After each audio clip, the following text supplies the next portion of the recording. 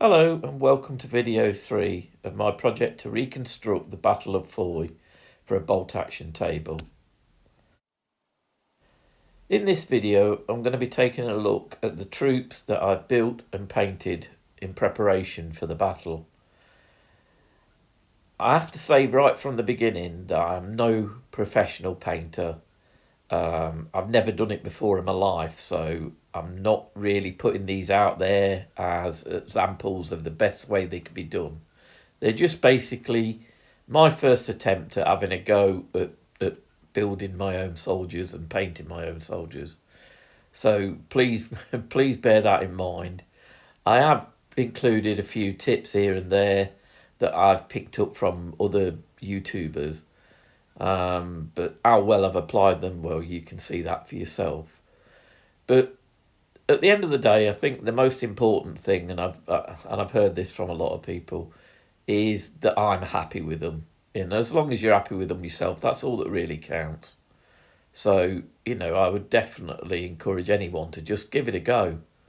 At the end of the day, if you please yourself with it, then that's good enough. There is always going to be somebody that's better at painting than you out there, and they're going to give better detail and everything else. But the important thing is, it is about having fun as well. So that bear that in mind when you're taking a look through my troops.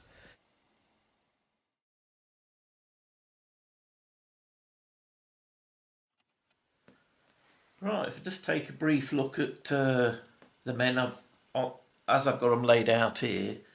I've obviously got my 55 millimeters and my mortar, some MMGs, a sniper, and then this row is the lieutenants with the NCOs behind. And then at the moment I've just got them laid out, so I've got my bars, SMGs and my rifles at this end. If we take a closer look at some of these, I'll just show you the 55mm first. What I've tried to do is just to, mix it in with a bit of scenery, so it tells a bit of a story. And I've made the figures so you can remove them all. So obviously, if you lose any figures, they can come off one by one. But I'm not necessarily going to use all of these, obviously, for the Battle of Foy. So although, I've got the whole set of my winter airborne out here at the moment, obviously there's only going to be some that I would use for Foy. So this one probably wouldn't be used.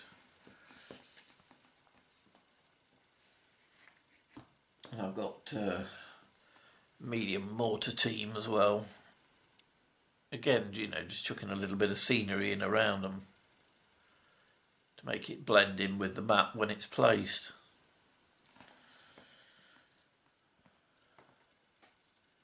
And similar with the MMG. What I have done, you could probably notice it on this one, a lot of these figures, I've made them generic for the Ardennes battles, knowing that the airborne didn't have winter outfits when they first turned up. You'll see that I've mixed my men really. There's some that are just in ordinary uniforms, and then there's some in more winter outfits. Like this chap, for instance, what I've done there is I've kit bashed him using some winter Germans. So he's got the winter coat, and then obviously I've painted it up in airborne colours and, overlaid it with some of the American equipment. So it blends in quite well. And, I wouldn't say that it was absolutely accurate, but I think it gives the impression, and that's pretty much all I was aiming for.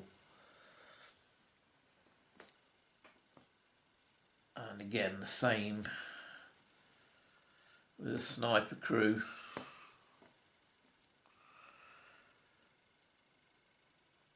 These have not got the winter outfits on, but I've actually used a sniper rifle from another kit to build that one up.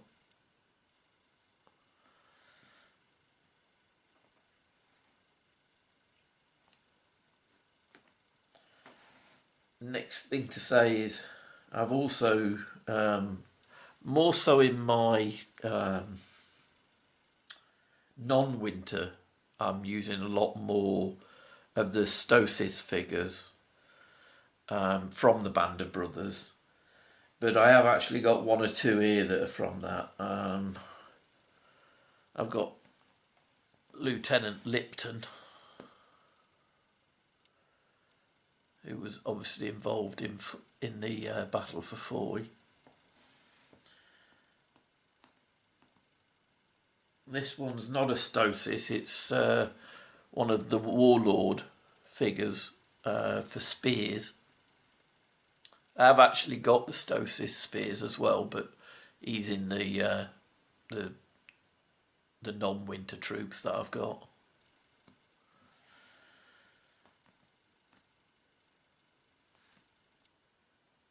And not for Foy, but for the other Ardennes, is Buck Compton.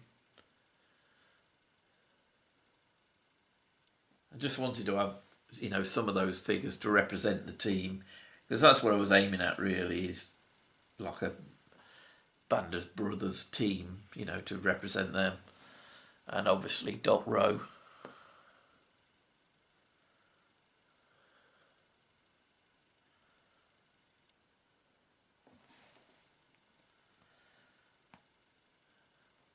Most of the figures are, again, they're a mishmash. I've got some that I've kit bashed into, as I say, using the German winter coats.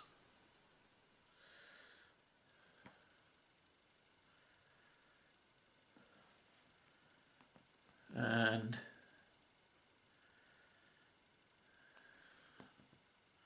I don't know whether you can see this very clearly on this picture, but I've also, you know, wrapping the scarves under their helmets when they haven't got the winter gear. I've tried to put some of those in place using green stuff. I'm not sure whether it'll show up particularly well, but it's quite effective. I would definitely recommend, if you're looking to do something like that you experiment with that. I mean, I'd never done it before, but it does add a certain something to them. You know, it gives that kind of, we haven't got winter gear, but we're trying to be as warm as we can look. So, put him back. And, oh, another couple of, I've decided to add a bayonet to these. I was thinking, you know, more the close combat during, you know, the ring around Bastogne, but, and obviously that scene where actually got woke up by one of his own team and accidentally bayoneted him. So I thought it'd be nice to have a couple of those mixed in.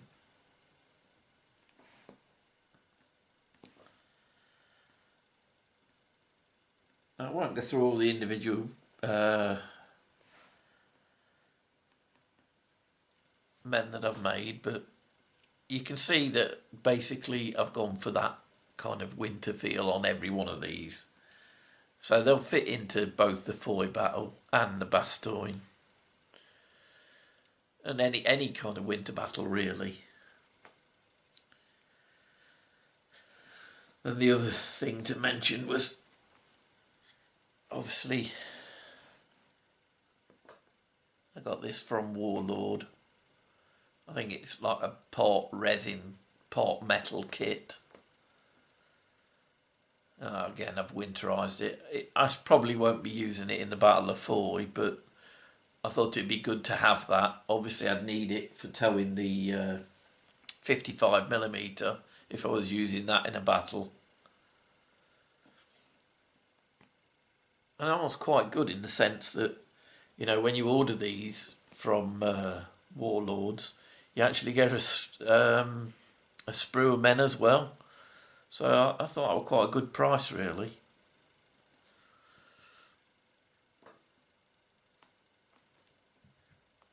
And then, of course, I had to go for a Sherman. And what I've done on this is I've used a technique that I found online of I've painted it up as is first and then sprayed it with hairspray, a couple of coats, before overspraying it with white to give the look of the whitewash that they put on them. But because you've sealed it with the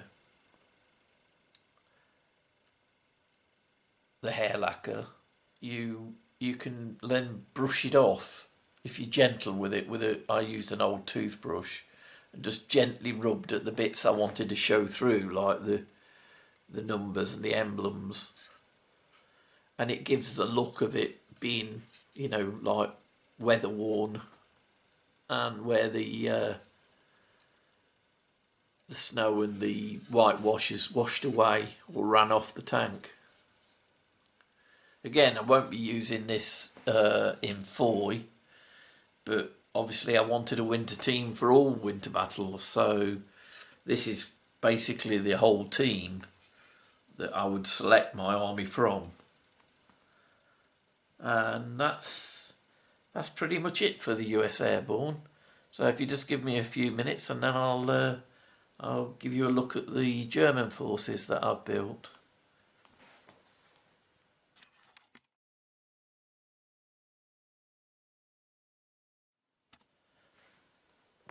Right, let's take a look at my German troops.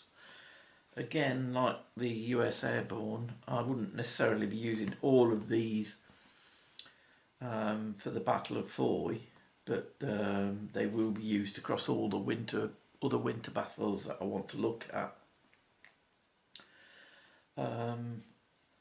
I've gone for an 88mm here first. Now,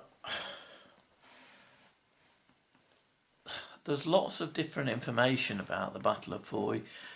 It's definitely suggested that there was an 88mm, so I've gone for this pack. But then in the rule book, it's suggesting maybe not. So whether I'll end up using this or not, I mean, you don't always follow the actual battle patterns when you know, you can make up your own generic battles. So obviously I've gone for all the figures being removable again on this. Now you might be asking, why is it on, you know, a long platform? I mean, it would have been better suited on a round base. Simple reason really. I like to put these in a display cabinet, and so I thought, well, I'll just go with this shape so I can actually get it in there. But obviously I can spread the men out when it comes to laying them on the battle map itself. So, but that's the reason why I've gone for the odd shape. It's not a shape I would normally have gone for. Oops.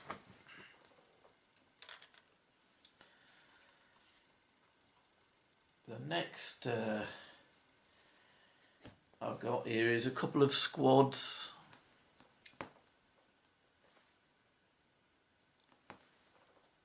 of Fallschirmjägers.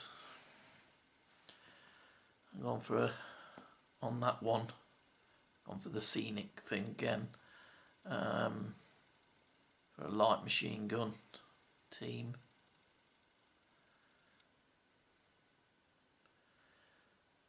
Again, I've mismatched some of the uniforms as well to represent the fact that, you know, people are going to be grabbing what coats and winter protection they can get. So I have not always stuck to the basic uniform. That's another one of the Fallschirmjägers.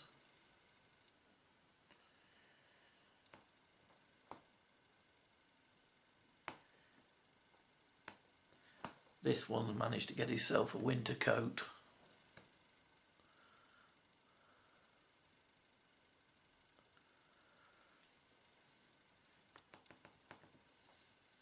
And I've gone for the medium mortar team.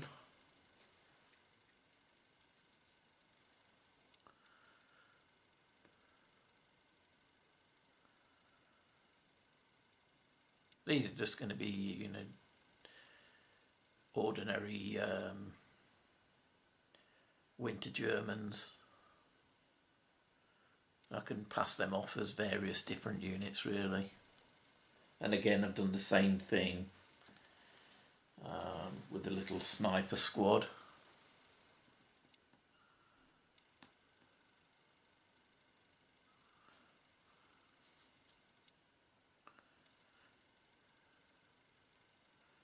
That's his mate, looking through his binoculars, trying to find the next target.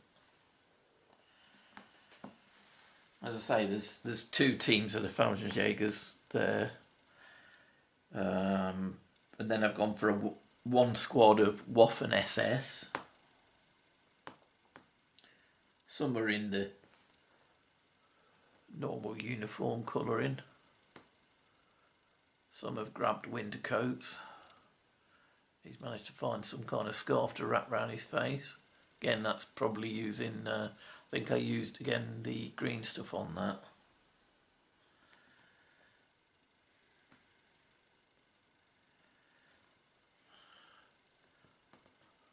This one's managed to get his coat underneath his white pull-down smock.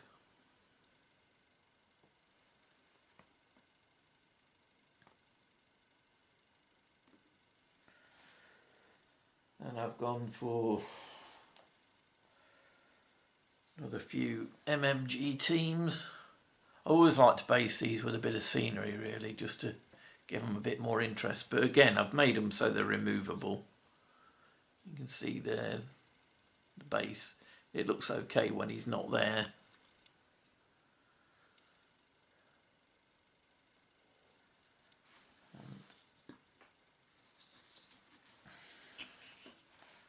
Second team.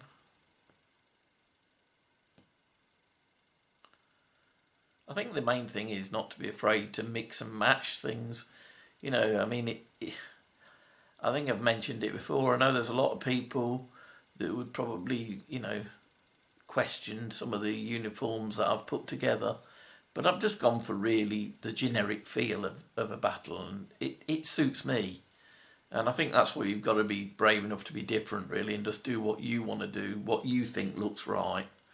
I mean, obviously I've followed certain rules and certain themes to try and keep it semi-realistic, if you like, but I'm not a rivet counter. So I'm not going to be looking at whether that kind of uniform came out with that number of buttons on it or anything like that. And then I've gone for a heavy machine gun team.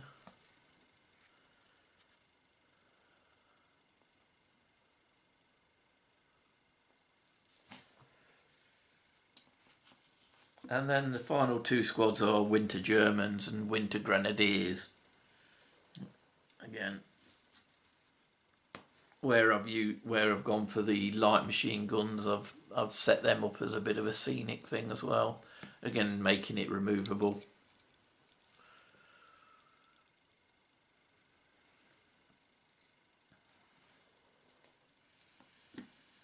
I've tried to include a variety of weapons. I mean, obviously I've got to pick my final squads from this for the Battle of Foy. So that's more going to be the Winter Germans and the Grenadiers. I have got a lot more Grenadiers as well that are not so winterized as these, that I can choose the Foy specific battle squads from. And then I've gone for, obviously, the vehicles. The first one, I just like this one because it's so iconically World War II. It's just, I had to have one of these. This is the multi-air half track. I've actually put the little tow sign up on that, but obviously I'd be using it either for towing or for transporting troops onto the battlefield. Again, I've done a similar thing with the air spray, you know, so I can put the whitewash on it and then wash it out. But I've gone for a heavy winter look on that. So, one thing I did find on the window screen, I don't know whether you can see it, but I managed to get that mist look I did it by accident initially. I was actually, I picked up a brush that I'd actually got some,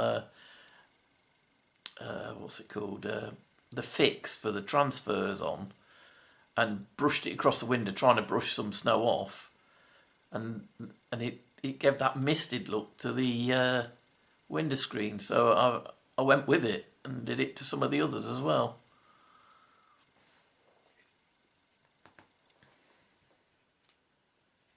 And the 251 half track, all muddied up inside.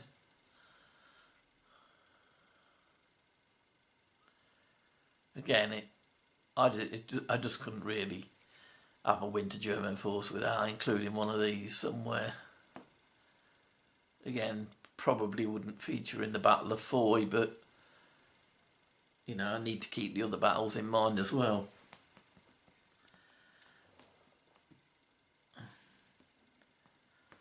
And then the Opel Blitz. This one, I had quite a bit of fun with this one really, because the Germans that came with it, the seated figures, were in like summer uniforms. So I've really gone to town with the green stuff on these. And I'm not sure you'll be able to see it properly, but I'll take them out. I managed to turn them into winter outfits.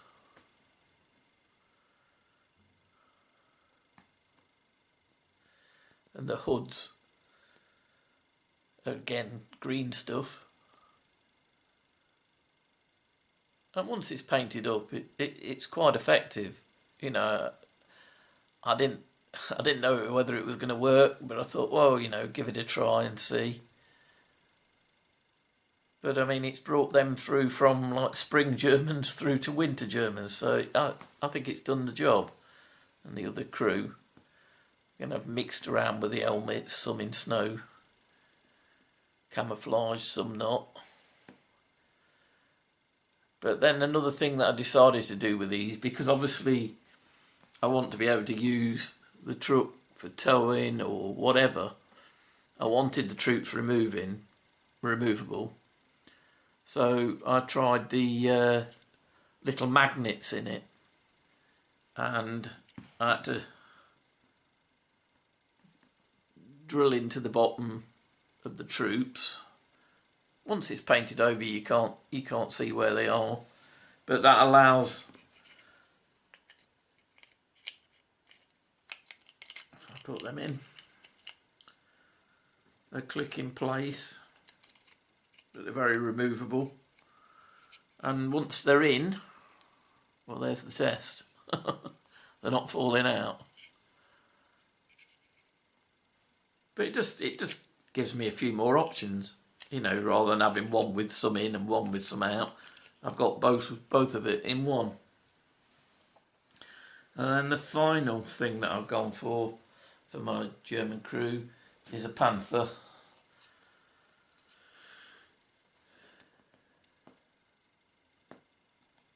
Again, I've used the hairspray technique on this, but I've gone for a really heavy winter effect on it.